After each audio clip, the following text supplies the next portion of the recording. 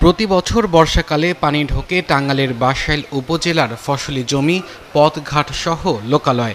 পর্যাপ্ত bridge culvert না থাকায় পুরো বর্ষাকাল জলাবদ্ধ হয়ে পড়ে এলাকা। বর্ষাকালীন এই জলাবদ্ধতায় ব্যাপকভাবে ভেঙে যায় রাস্তা। বাসাইলের মতোই টাঙ্গাইলের ৭ উপজেলাতে দেখা যায় একই চিত্র। ভেঙে যাওয়া এসব রাস্তা মেরামত করার কাজ শেষ হতে না হতেই আবারও চলে আসে বর্ষাকাল।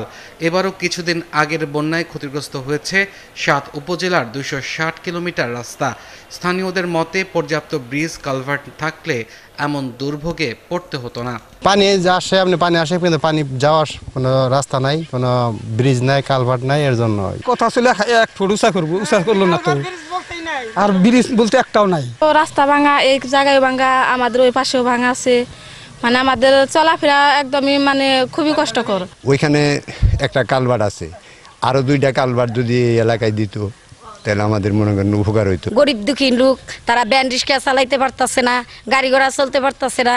তো এটা ঠিকঠাক করে না, এটা আমাকে এলাকাবাসীর দরকার, এলাকার মানুষের দরকার, বাজারের লোকের দরকার। ভ্যান রিক্সা আসতে পারে না। স্থানীয় সরকার প্রকৌশল অধিদপ্তরের নির্বাহী প্রকৌশলী জানান, এবছরও মেরামতের জন্য ক্ষতিগ্রস্ত রাস্তার তালিকা করা হয়েছে।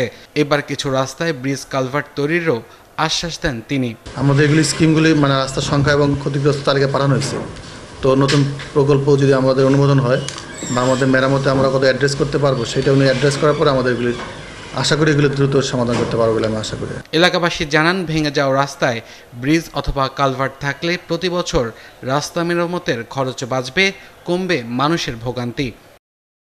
আব্দুল আল মামুন, ৭১।